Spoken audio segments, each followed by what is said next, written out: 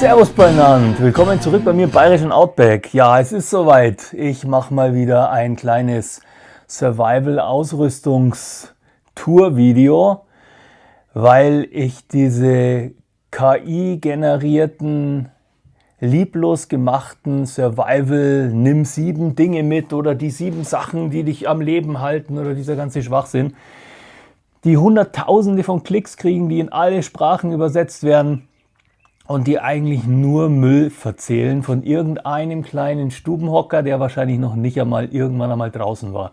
Irgendwelche indischen KI-Render-Farmen, die dann noch ein komisches Video dazu simulieren, und das ist so viel Mist dabei, dass ich mir gedacht habe, ich muss jetzt mal aus eigener Tourerfahrung euch nochmal so ein kleines Video dazu machen.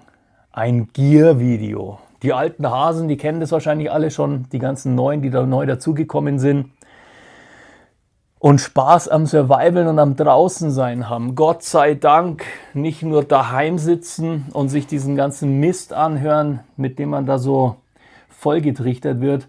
Echte Erfahrung von wirklich draußen, von echten Touren für jetzt nicht nur Survival- und Outdoor-Leute oder Overnighter oder Bushcrafter oder sonst irgendwas, sondern für die Leute, die wie wir früher einfach draußen sein wollten. Was braucht ihr da? Ihr braucht auch nicht 7 Sachen, und ich würde mich auch nicht beschränken, bloß weil es jetzt 7 vs. Wild hieß, auf 7 Sachen. Wenn ihr 8 wollt, dann sind es halt 8 Sachen. Wenn es 10 sind, sind es 10. Wenn es 30 sind, sind es halt 30. Oder 3. Mir geht es darum, ganz wichtig, auch für eine Fluchtsituation. Es nützt euch der tollste gepackte Fluchtrucksack nichts, wenn ihr ihn nicht tragen könnt. Wenn ihr ihn nicht dauerhaft tragen könnt, dann bringt euch das alles nichts. Ich habe mal 2 Videos gemacht. Wahrscheinlich habe ich schon mehr Videos gemacht, aber ich verlinke euch mal 2. Da oben so ein kleines Hip-Bag. So hieß es damals bei uns. Ich weiß nicht, wie es jetzt heißt. Jetzt heißt es, keine Ahnung, Bauchtasche, ich habe keine Ahnung. So, schaut's her. Das Ding hier. Das habe ich im Auto immer dabei. Das habe ich auf Touren immer dabei. Das habe ich, wenn ich irgendwo unterwegs bin, immer dabei. Da ist alles drinnen, wenn ich einfach mal für Tage weg sein möchte. Mehr braucht es nicht, wenn es da so ein bisschen robust seid. Das Ding hier reicht für alles. Dann gibt es noch, also wie gesagt, das ist hier oben verlinkt. Dann gibt es noch das Video für die größere Geschichte. Das ist der Rucksack hier gewesen. Das ist dann schon ein Rucksack, mit dem man schon recht bequem draußen unterwegs sein kann. Ja, das mal so zur Einleitung. Der ist auch da oben verlinkt. Also minimal, minimal, und dann sage ich euch jetzt, was eigentlich so das ist, was ihr dabei haben solltet. Es sind verschiedene Produkte. Manche würde ich genau auf diese Marke gehen, bei anderen ist es wahrscheinlich so einigermaßen wurscht, was ihr da nehmt. Fangen wir mal an, damit dieses lieblose KI-Gequatsche ein Ende hat. Früher, wenn ihr mit den Mädels draußen wart, beim Lagerfeuern oder sonst irgendwas, gab es die berühmten 4 Worte: Hunger, Pipi, Durst, kalt. Und damit ist schon alles gelöst gewesen. Also die Mädels, jetzt bitte nicht böse sein. Ich weiß, dass es natürlich auch einige richtig robuste Mädels da draußen gibt, die da draußen noch richtig am Lagerfeuer Spaß haben. Aber um die geht es ja gar nicht. Es geht auch um die ganzen Typen, die da draußen, wenn man sie eine Straße weiter aussetzen würde, nicht mehr nach Hause finden würden. Okay, Hunger, Pipi, Durst, kalt. Damit ist alles gesagt, was so im Outdoor-Bereich eigentlich zum Abdecken ist. Und wenn man sich damals um sein Mädel gesorgt hat, dass ihr keins von diesen 4 Dingen passiert, dann hatte man eigentlich alles dabei, was man auch heute noch dabei haben sollte. Grundsätzlich mal zu dieser ganzen Geschichte. Es ist ja für jeden klar, dass ein Overnighter oder ein Wochenende draußen keine Survival-Tour ist. Und es muss ja auch nicht immer eine Survival-Tour sein. Aber ihr solltet euch auch für diese Fluchtgeschichten, über die im Moment redet, auch diese KIs, 7 Sachen, die euch überleben lassen in einem Fluchtszenario. Wenn man sich entscheidet, sein Zuhause zu verlassen und in den Wald zu gehen, was für die meisten sowieso ein Blödsinn ist, weil es ist so, es wird in diesem Wald, der gehört ja schließlich jemandem, wird es immer jemanden geben, der diesen Wald besser kennt als ihr. Es wird immer einen geben, dem gehört der Wald und der kennt sich richtig aus. Und alles, was ihr mitnehmt, ist immer ein Fähigkeitenmultiplikator. Das heißt, wenn ihr nichts könnt, dann kannst mit dem tollsten Werkzeug einfach nichts anfangen. Ich beziehe mich jetzt auf eine Tour, die habe ich jetzt schon zweimal gemacht. Ich möchte es dann irgendwann noch einmal machen. Natürlich ist so die Luxusstufe immer höher geworden. Am Anfang sind wir da im bayerischen Gewand mit der Lederhosen rausmarschiert und wollten es immer zünftig traditionell lösen. Und es geht, je jünger man ist, umso einfacher, und je älter man wird, umso komischer ist es natürlich für die Leute, die einen dann treffen, weil die dann das Gefühl haben, man kommt von der letzten Sauftour, vom letzten Volksfest oder vom Maibaum aufstellen einfach gerade zurück und hat den Heimweg noch nicht so ganz geschafft. Fangen wir mal an mit dem Eingemachten. Wasser, trinken, Bakterien abtöten, Viren abtöten. Nehmt euch einen Wasserfilter aus Edelstahl. Das ist mal das Allerwichtigste. Deswegen aus Edelstahl, wenn er euch runterfällt. Wenn er 10, 20 Meter weiter runterfällt, dann passiert dem nichts. Dann könnt ihr den als robusten Behälter für alles Mögliche nehmen. Und das Wichtigste ist, wenn dieser Filter kaputt ist, wenn er verschimmeln sollte oder sonst irgendwas, dann könnt ihr in diesem Behälter auch noch Wasser abkochen. Doppelt gesichert, das ist meine Empfehlung. Auf jeden Fall einen Edelstahl-Wasserfilter mitnehmen. Und zwar einen einwandigen. Ein doppelwandiger, den zerreißt, wenn du den aufs Feuer stellst. Da spannen wir jetzt auch gleich den Bogen zu den Tassen. Jeder von den ganzen Survival-Spezialisten bietet ja diese Emaille-Tassen an. Kauft euch keine Emaille-Tasse, es sei denn, ihr wollt sie als Deko haben und einfach, dass ihr eine schöne Tasse zum Händewärmen und so weiter dabei habt. Eine Emaille-Tasse hat einen riesen Nachteil, das Emaille splittert. Egal wie gut die ist, egal wie teuer die ist, wenn sie euch runterfällt, splittert das Emaille. Oder wenn sie zu heiß wird. Oder wenn sie irgendwelchen Spannungen ausgesetzt ist. Oder wenn sie ziemlich heiß wird und dann schnell abkühlt, splittert euch das Emaille. Das seht ihr auch hier bei dieser schönen Tasse, dass das leider schon ein bisschen beschädigt ist. Und es passiert immer. Ihr schmeißt euren Rucksack auf den Boden, die Tasse ist dazwischen, knack, ist sie nicht mehr zu gebrauchen. Holt euch eine Edelstahltasse. Die schaut jetzt ziemlich void schon aus. Die kriegt dann auch eine schöne schwarze Patina, also das färbt jetzt nicht mehr ab, sondern das ist dann einfach so, die verfärbt sich so richtig schön. Und die, wenn ihr verbiegt, wenn es euch draufsetzt, wenn irgendein Missgeschick passiert, dann biegt ihr die halt wieder gerade. Die ist innen und außen, ist das ein schönes Edelstahlteil. Ja, ganz im Gegensatz zu so einer Emaille-Tasse.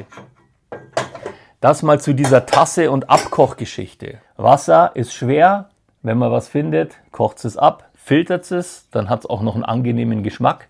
Oder ihr filtert es einfach durch irgendwas anderes, durch Tücher, durch ein Halstuch, durch eure Klamotten und so weiter.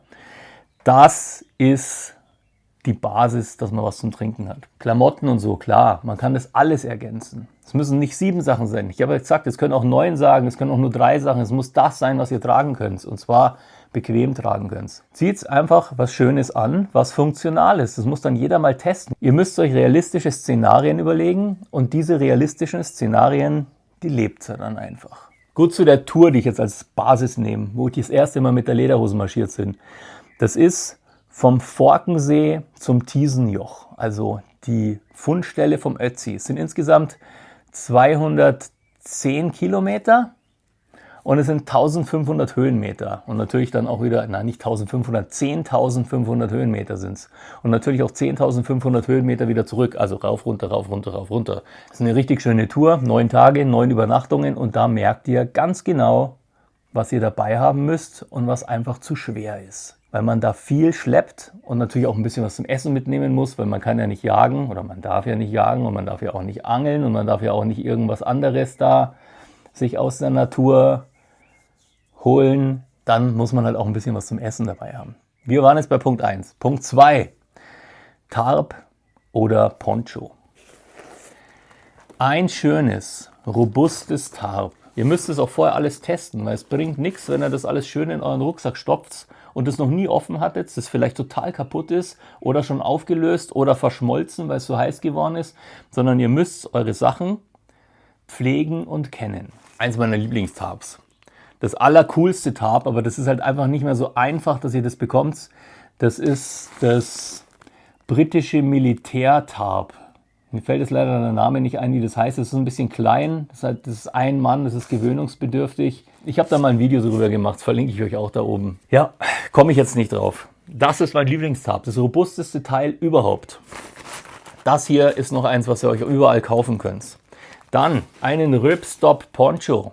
Also das hier oder das hier. Das heißt, wenn ihr eins dabei habt, taugt beides. Und ihr könnt es beim Poncho euch selber, euren Kopf und euren Rucksack trocken halten. Ja, all diese Sachen, die sollen euch natürlich krisenfest und outdoorfest und tourenfest machen. Das nächste, was wichtig ist, ist Schnur.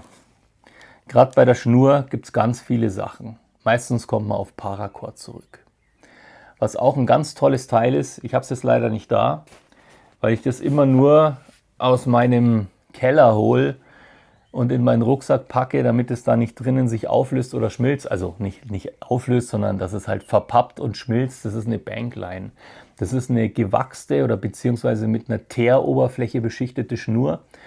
Das hat man früher für Bogensehnen hergenommen und man hat es wenn man so einen zwiegenähten Schuh hatte, dann hat man damit diese Schuhe zwiegenäht. Das heißt, es ist eine Schnur, die wesentlich dünner ist als Paracord und die absolut robust und reißfest ist. Das heißt, du kannst so eine Bankline nicht kaputt machen. Müsst ihr mal googeln.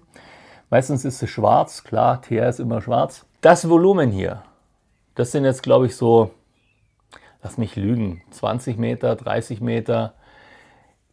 Dasselbe Volumen als Bankline sind ungefähr 200 Meter. Und ich muss euch nicht erzählen, was man mit 200 Metern Schnur alles anstellen kann. Das nächste, Feuerstahl. Weiß ich jetzt nicht, ob ich hier einen rumliegen habe. Der hängt wieder draußen vor der Hütte. Also in meinen Taschen ist bestimmt einer drin. Ich möchte ihn jetzt nur nicht suchen. Feuerstahl ist ganz wichtig. Wenn ihr den Platz noch habt, dann nehmt euch noch einfach irgendein billiges Big-Feuerzeug mit, weil das schadet nicht. Das wiegt 10 Gramm. Da ist es völlig egal. Aber ein Feuerstahl funktioniert immer. Der funktioniert, wenn er nass ist. Der funktioniert, wenn er im Wasser gelegen ist. Der funktioniert, wenn ihr ihn verloren habt und nach 10 Tagen wieder findet. Ein Feuerstahl funktioniert einfach immer. Und da kauft ihr euch dann auch nicht diesen kleinen, der so ein bisschen Funken macht, sondern den richtig schweren, dicken, robusten, der einfach wo richtig Zunder drinnen ist. Ja, das nehmt ihr euch mit. Ihr könnt das natürlich mit allen möglichen anderen Luxusartikeln noch ergänzen. Ihr könnt noch einen Toilettenbeutel mitnehmen oder ein Medipack oder was auch immer ihr so auf der Tour alles dabei haben wollt. Einen kleinen Hobo-Kocher oder so ein Steckteil von Bushcraft Essentials. Irgend sowas könnt ihr euch mitnehmen. Aber das ist jetzt nicht 100%ig notwendig, sondern es ist halt einfach nur bequem. Da schaut's, da ist ein Feuerstahl drinnen. Der wiegt auch nichts, den könnt ihr euch auch in jede Tasche stecken. Also ein bisschen Bequemlichkeit, wenn ihr es tragen könnt. Ich sage es immer dazu, weil das ist das Wichtigste. Auch beim Fluchtrucksack. Es nützt euch ein Fluchtrucksack nichts, wenn ihr ihn nicht dauerhaft tragen könnt. Zahnbürste, eure Medizin, was auch immer ihr so braucht, das sind halt dann Luxusartikel. Kommen wir zum nächsten großen Thema: Messer. Da höre ich in diesen ganzen Videos, in diesen ganzen Paragraph 42a, in diesen ganzen KI-Müll so viele Geschichten, in diesen Vorbereitungsvideos und so weiter, was ihr da mitnehmen sollt. Klar ist es super, wenn ihr ein Messer, eine Axt und einen Kukri mitnehmen könnt. Ihr da schleppt es nur irgendwann nicht mehr. Basis, ein richtig vernünftiges, scharfes, robustes Messer. Das ist jetzt hier vom Andi Gewald, den verlinke ich euch mal unten. Der macht Messer auf eure Hände und eure Wünsche zugeschnitten. Das ist mein absolutes Lieblingsmesser. Das begleitet mich jetzt auch schon eine ganze Weile. Hat hier oben so eine Daumenrampe. Ist einfach mein Lieblingsteil. Ja, Messer, wichtig. Jetzt sagt immer jeder, ja, nehmt euch ein Messer mit, das 42a-konform ist. Ich rede jetzt wieder von so Krisensituationen. Da reden dann in diesen KI-Videos und die ganzen Klugscheißer, die noch nie draußen waren, nehmt euch ein Messer mit für Krisensituationen, das 42a-konform ist, damit sie es euch nicht wegnehmen können. Es wird so sein, wenn es wirklich kracht und es ist wirklich Krise, dann ist es völlig wurscht, ob ihr ein kleines Messer oder ein Kukri dabei habt oder ein Schwert oder ein Schraubenzieher, wenn die euch für eine Gefahr halten, werden sie euch sowieso alles wegnehmen.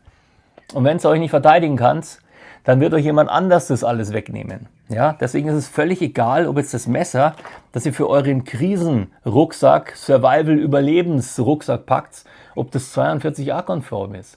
Wenn ihr natürlich jetzt hier rumwandert und ihr über irgendwelche Bergpässe, Almhütten, dann kehrt ihr ein, dann seid ihr im Dorf, dann schaut ihr noch beim Dorffest vorbei oder sonst irgendwas und ihr habt ein Messer, mit dem ihr Schwierigkeiten kriegt, dann ist es natürlich äußerst dumm. Drum, für die ganzen Leute, die so ein bisschen Wochenend-Survival machen und ein bisschen Brotzettel gehen wollen, schaut, dass die Klinge kürzer ist als 12 cm, dann kann euch im normalen Leben nichts passieren. Wenn es kracht und es leicht sein soll und ihr habt ein Messer, dann nehmt euch einen Kukri mit. Dieses Teil hier, ich glaube, das hat der Meinecke auch irgendwann mal vorgestellt, das begleitet mich schon 15 Jahre länger, als es Seven vs. Wild gibt. Das hat eine richtig fette Klinge. Ich glaube, dass es 8 mm stark ist. Dieses Ding hier funktioniert für alles. Baum hacken, Holz machen, Holz spalten, betonen, schnitzen, Essen zurechtschneiden und was man noch so alles machen muss, wenn man Hunger hat. Condor, ich weiß gar nicht, ob es das noch gibt. Dieses Teil hier, das ist für jede Situation das richtige Ding.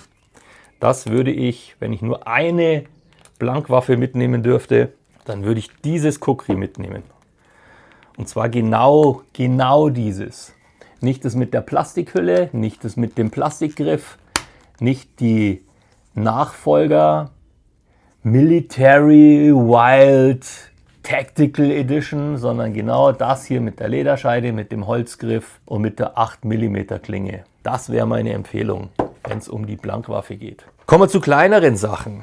Nein, kommen wir zuerst nochmal zum Rucksack. Krisensituation. Wenn ihr da mit Camo rumlauft oder mit einem Camo-Rucksack oder richtig aufgepackelt, dann schaut ihr aus nach, der hat was dabei, bei dem kann man was holen. Deswegen würde ich immer sagen, keinen Camo-Rucksack, keinen Tactical, keine Camo-Klamotten, sondern so zivil und grau wie möglich. Quasi das graue Mäuschen, the Gray Man. Einen Rucksack, der nicht auffällt. Es ist jetzt hier schwierig, den hier als Beispiel zu zeigen, weil er halt rot ist. Aber wenn ihr den hier in braun oder in schwarz euch kauft, das ist ein Ortlieb-Sack. Der ist 100% wasserdicht. Das heißt, wenn ihr den zumacht und ins Wasser schmeißt, dann bleibt euer Zeug trocken. Und ihr könnt theoretisch mit dem auch Wasser holen. Dann stülpt es dann um, dann ist er wieder trocken. Also so einen Rucksack, immer einen taktischen Military Camo-grünen Rucksack vorziehen. Der hat hier noch einen robusten Boden, dass man den abstellen kann, dass man den praktisch über einen Schotter schleifen kann, dass sich der nicht gleich auflöst oder durchgewetzt ist. Und er ist eigentlich verhältnismäßig angenehm zu tragen. Und er ist winzig klein, das heißt, den könnt ihr einfach überall in jeder Tasche unten drinnen haben. Und ihr habt einen richtig guten, großen, wasserdichten Sack dabei. Also das ist echt kein kleines Teil hier. Jetzt kommen wir zu den kleineren Sachen. Duct Tape. Alles. Schon als ich noch beim Wellenreiten und irgendwie Funsportmäßig unterwegs war, gehörte das zur Grundausstattung. Das war eigentlich das Einzige, was man sich noch mitgenommen hat, außer sein Sportzeug. Weil man mit dem Ding hier alles reparieren kann. Alles. Es wird alles wieder wasserdicht. Man kann ein Segel reparieren, man kann sein Surfbrett reparieren, man kann seine Klamotten reparieren, man kann seine Schuhe damit reparieren, man kann sein Tarp damit zusammenkleben, man kann damit Sachen aufhängen. Duct Tape ist das absolute Ding für solche Sachen. Und man muss es ja auch nicht auf der Rolle haben, sondern man kann das natürlich abziehen und dann wickelt man das zum Beispiel um ein Feuerzeug rum. Dann wickelst du dir das so rum, bis das Feuerzeug halt einfach so dick ist. Dann habt ihr zwei Sachen in einem. Das Volumen ist wesentlich kleiner und ihr habt 20, 30 Meter, naja, wahrscheinlich 10 Meter Duct Tape dabei. Früher, wenn wir traditionell unterwegs waren, haben wir natürlich unser Pschortbierchal genommen und haben da unser ganzes Zeug reingewickelt. Dann hat man ein großes Tuch, das hat man oben zugeknotet und hat es dann an seinen Hackelstecken hingebunden. Und den hat man dann geschultert und dann hat man das so getragen. Das ist natürlich gewöhnungsbedürftig und nicht so gut wie beim Rucksack. Es ist halt sehr minimalistisch und hat auch so einen gewissen Coolness-Faktor. Ich mag einfach dieses Nostalgische. Und, was ist das Gute am Stock? Man hat eine Stütze, eine Gehhilfe, eine Waffe, ein Verteidigungsgerät, ein Abstandhalter und so ein bisschen eine mentale Stütze auch dabei. Ihr kennt es ja von meinen Stockkampfvideos, was das hier eigentlich ist, diese ganz besonderen Stöcke, diese bayerischen verdrehten Stöcke, die Hackelstecken fürs Stockraufen. Oder natürlich Urban Survival, Krisensituation, einfach einen Regenschirm. Und da gibt es hier von dieser wunderbaren Firma einen Verteidigungsschirm, einen Sicherheitsschirm. Ich glaube, den verlinke ich euch unten, weil das richtig spannend ist. Das ist hier ein richtig massiver, mächtiger Nussbaumholzgriff. Dieser Schirm ist quasi unzerstörbar. Der hat einen Carbon, Kohlefaser, Glasfaser, irgendwas Innenstrebe mit einer Edelstahlspitze. Da könnt ihr euch draufstellen. Mit dem könnt ihr die Leute auf Abstand halten oder die Tiere oder irgendjemand anders, Seltsamen. Und ihr könnt euch vor dem Regen schützen. Und ihr könnt damit sogar die Himmelsrichtung bestimmen. Muss ich jetzt keinem erzählen, wie das funktioniert, oder? Muss ich euch doch erzählen. Ich sehe, wie ihr schaut. Ihr nehmt den Schirm, steckt ihn in den Boden. Dann wirft er in den Schatten. Das ist ganz praktisch, weil die Sonne hier reinfällt. Der Schatten ist hier. Am Ende von dem Schirm, der muss genau gerade stehen, legt ihr einen Stein. Dann wartet ihr, bis die Sonne wandert, ungefähr 20 Minuten, 30 Minuten. Dann legt ihr an den nächsten Punkt von der Spitze auch nochmal einen Stein. Dann stellt ihr euch mit dem linken Fuß auf den ersten Stein und mit dem rechten Fuß auf den zweiten Stein. Und in die Richtung, wo ihr dann guckt, ist Norden. So, Schlafsack. Klar, darf nicht fehlen. Muss nicht sein. Das ist wahrscheinlich so ein Ding, auf das man, wenn es gutes Wetter hat, verzichten kann, wenn man jetzt nicht irgendwo in der kargen Landschaft unterwegs ist oder in den Bergen. Aber man sollte sich einen Schlafsack mitnehmen. Habt ihr ja bei der ersten Staffel Seven vs. Wild, glaube ich, gesehen, hätte der Fabio einen Schlafsack dabei gehabt, hätte er sie alle in die Tasche gesteckt. Da würde ich mir vom tschechischen Militär den kleinen oder den großen nehmen. Das sind die, die außen orange, nein, es sind die, die innen orange sind und außen grün. Verlinke ich euch auch ein Video, wenn man so viele Videos verlinken kann und ich es nicht vergesse. Die sind günstig, robust und echt durchdacht und wesentlich, wesentlich günstiger als ein Carinthia.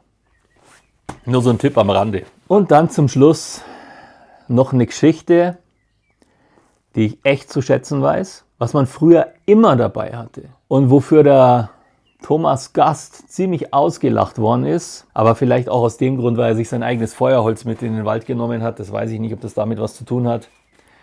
Das ist eine Kerze. Nehmt eine Kerze mit. Und es werden ein paar lachen, vielleicht auch von den alten Hasen und vielleicht ein paar, die beim Militär waren, die wissen ganz genau, mit einer Kerze kriegt man alles an.